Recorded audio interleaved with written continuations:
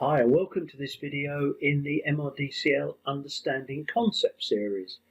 In this video we're going to look at how you handle projects with multiple data files, or where perhaps you've got a project that has several versions or several runs needed. You'll find the files for this particular video in the folder PRJ102.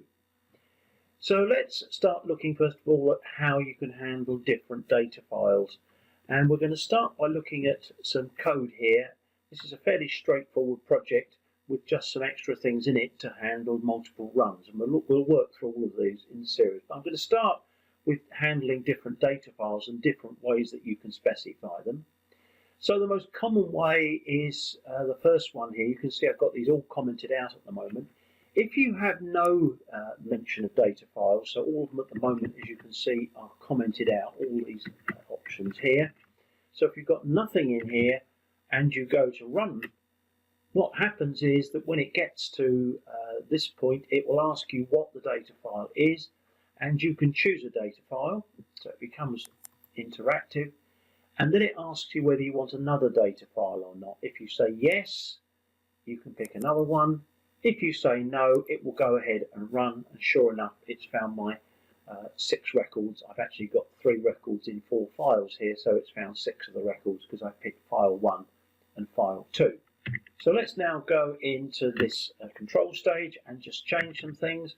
So if I just put c equals file1.asc, as we have in pretty much all the other videos, that's just going to run for me with 3 records, because there's 3 records in each of the 4 files, and it's produced my table on 3 records there and only opened up file 1 to work.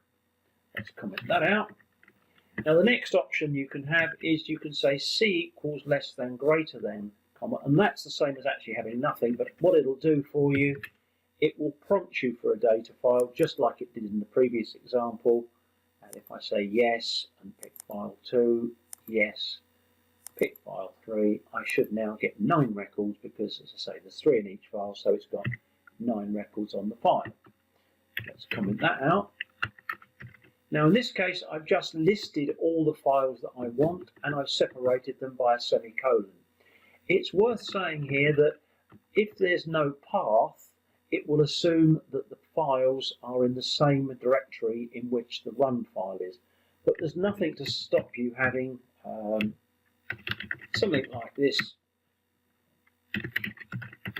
is perfectly fine, but you would need to repeat it for each of the files. So if file 1 is in that path and file 2 is as well, you'd need to repeat it for each of the files so it knows where to look for it. You can use relative paths as well, so if you've got a folder perhaps that's 1 level up, you can say ...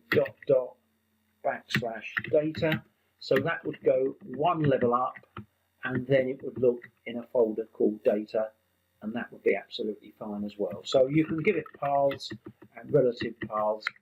In my example here, it's just going to read file 1, file 2, file 3 and file 4. You'll note they're separated by semicolons, and there's not a semicolon on the end, it's a comma on the end.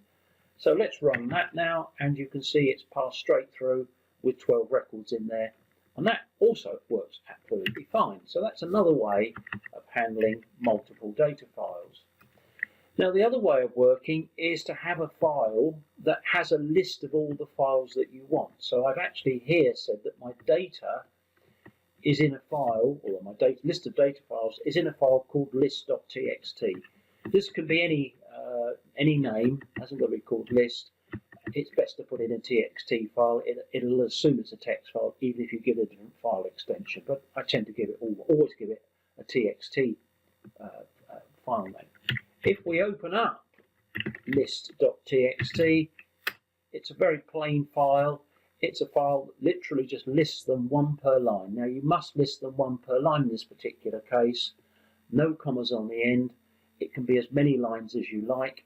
Again, if you've got paths or relative paths, that's absolutely fine. So you can put a path in here and it would work absolutely fine. So if you stored all your data perhaps on a drive called J or something like that, you could just do that and it would work absolutely fine finding all those data files. I'm going to quit that and I'm just going to run again now.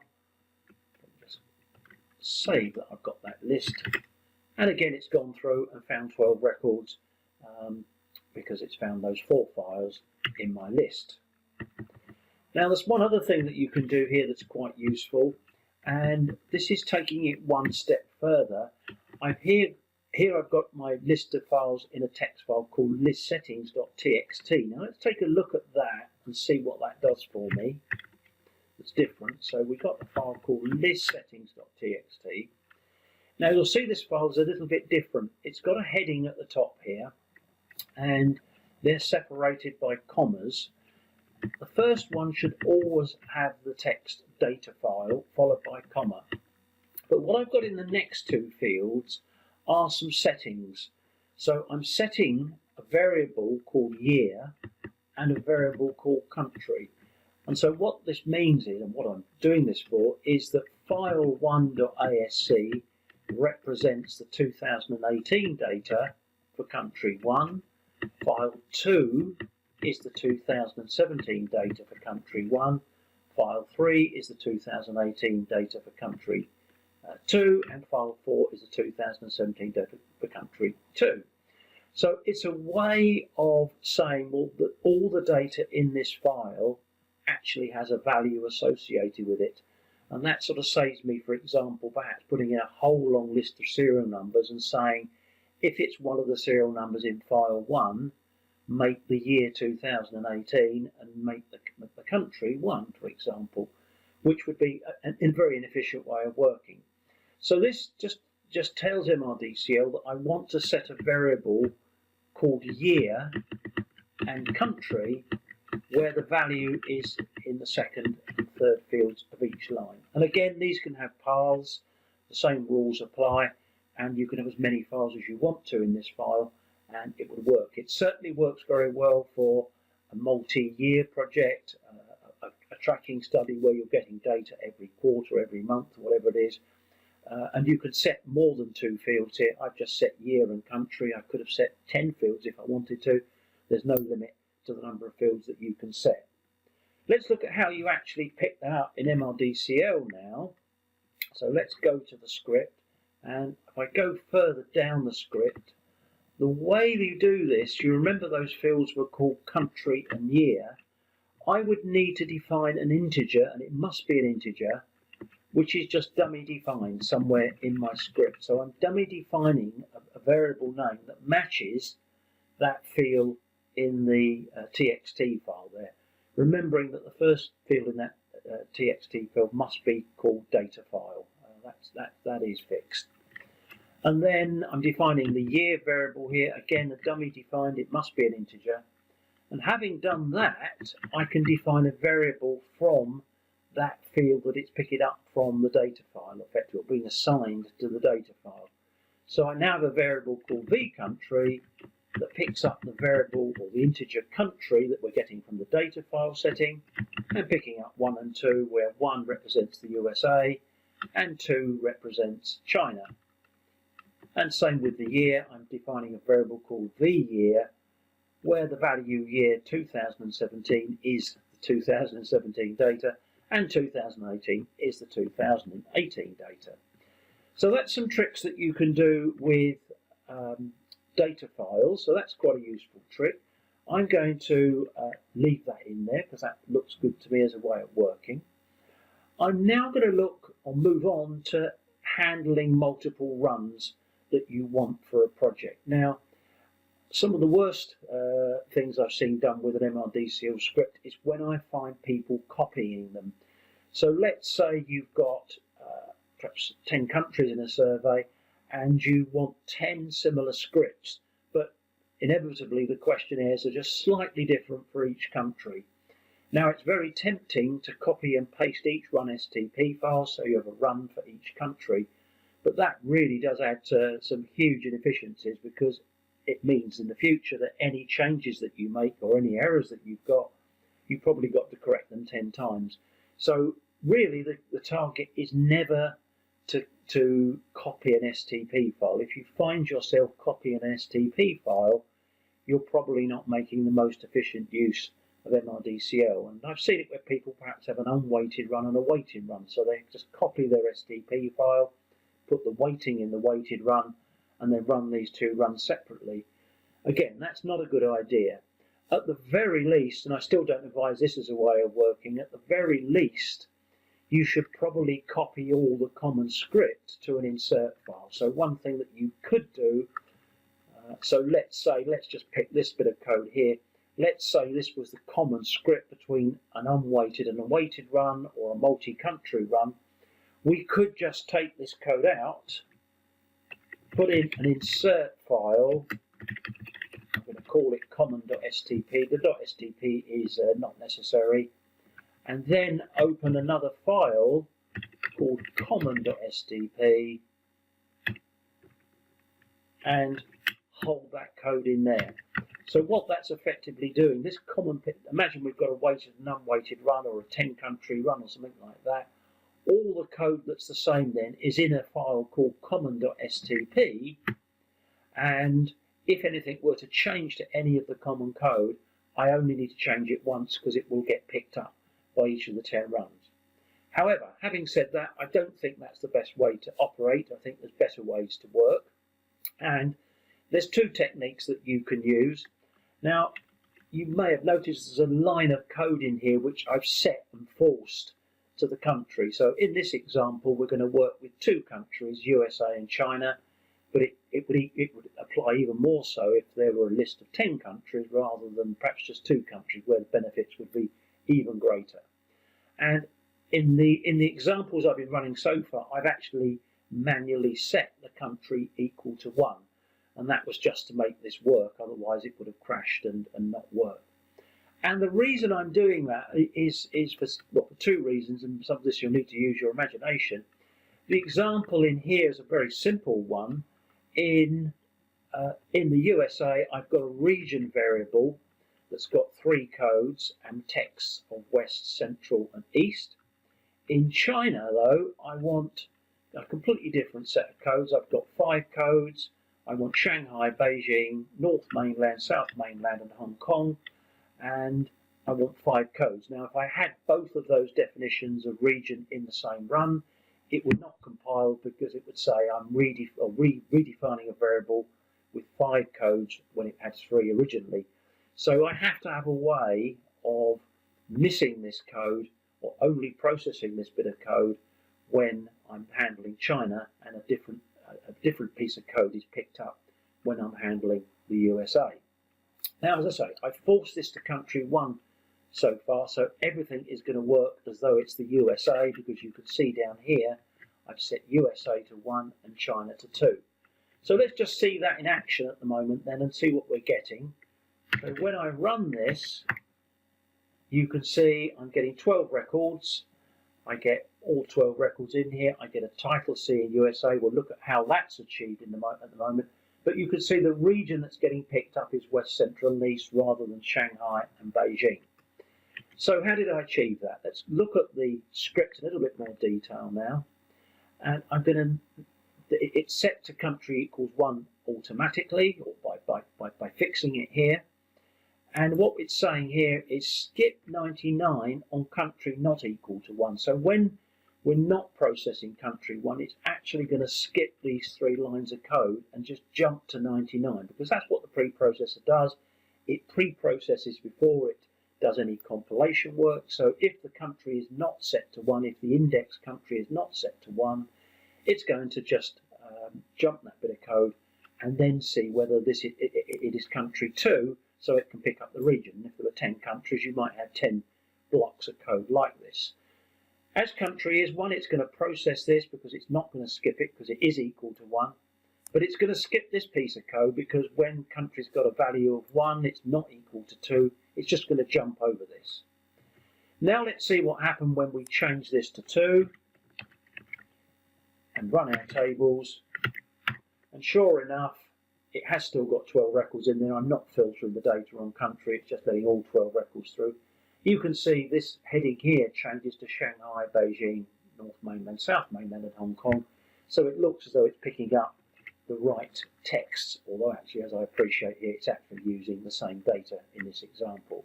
And the heading, I think there also said China. Now, how can we make this a little bit more efficient? You could just get into the habit of remembering that you've got to change that line of code so that it jumps around the parts of the code that are not required. Let's look at two better ways of doing that. I'm going to take this line out now, and I'm going to enable this line of code. And what this run control parameter says is I want to be set, I want the PP, the preprocessor, I want to set the index country interactively. I could put 1 in here and that would force it to 1 just like I put a set command, so that's the same as what we had before.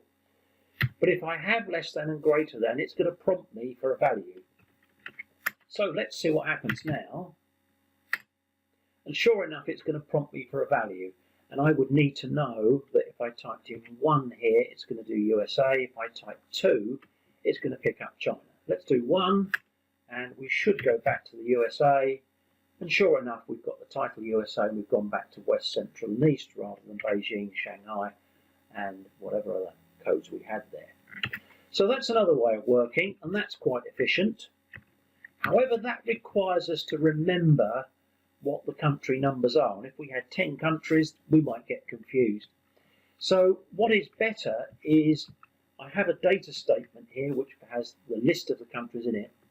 At the moment, I'm skipping round this ask command. So this ask command here, where it asks what country I want, is being skipped around. But let's have a look at the syntax here. So what this is saying is I want to ask, and the answer I get I want to store in the index country. So it's another interactive way of finding that. And the list of countries are going to come from the data statement 5000, which you can see 2 lines above. So if I take these 2 lines out, it's now going to prompt me for my country.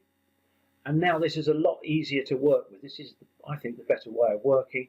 I can now see at a glance what I want. If I pick China and click OK, it's going to run for me. And sure enough, my run has gone back to the 5 codes or 5 region codes for China. So this is a recommended way of working using the ask command. The other ways are possible ways of working. How else can I use this? Well, let's just go down to the tables down here, and here you can see that title was pulled in by picking out the value of country from data statement 5000. So when it was 1, and when we picked USA, or we picked 1 as a setting, it pulled out the text USA, and when we picked 2, it picked out the text for China. Banner automatically got updated because region was defined dependent on country. And the sort of thing that you might expect in here is to have something like if country is country, unless, sorry, country is country, go to finish. So this would be a way of filtering the data. So we could say here, unless they picked up country 1 or 2, we actually want to filter the data now on the variable country, picking up the relevant setting for country. They needn't, if that confuses you, you can give that a different name. You could call it country ID or something like that. But that's actually using the preprocessor setting that we pick up as the code for country, and that would work perfectly well. All right, so that's some different ways of working. Now, the final thing that you might want to think about where you're doing multiple runs is that if we just keep running this, we will keep outputting our tables to the same table file name, which means we manually got to go and adjust that or save them in some way. This is a good way of working. So if you have an O equals with a prompt, it will prompt you for the output file name. So when I come to run this, I could go into the interactive session again. I could say I'm doing the USA run, so I want to save these tables as USA. Click OK, click the USA, and now my tables, as you can see down here, have come out in USA tables.txt, and there's my run that I produced before. Now, if you've got a batch of tables you want to run for 10 countries, it is possible to set up a batch run so that you set up a batch run that you just click on and it will run all 10 runs for you, one after the other, and output them all to different names. You'll need to get an example file from us there to help you with that, but it's something that you can copy using a batch file process for where you want multiple runs, or perhaps a series of runs feed other runs. So that's taking you through the sort of basics of handling data files and handling multiple runs. Just to stress the real point, you really shouldn't be copying runs to multiple STP files, because if you get a mistake or you have changes, you're going to find yourself repeating the work several times. At the very least, copy any common code to some insert files, as we have here. But using the preprocessor and using the prompts in the preprocess can make your running much more efficient and less prone to error. Thank you.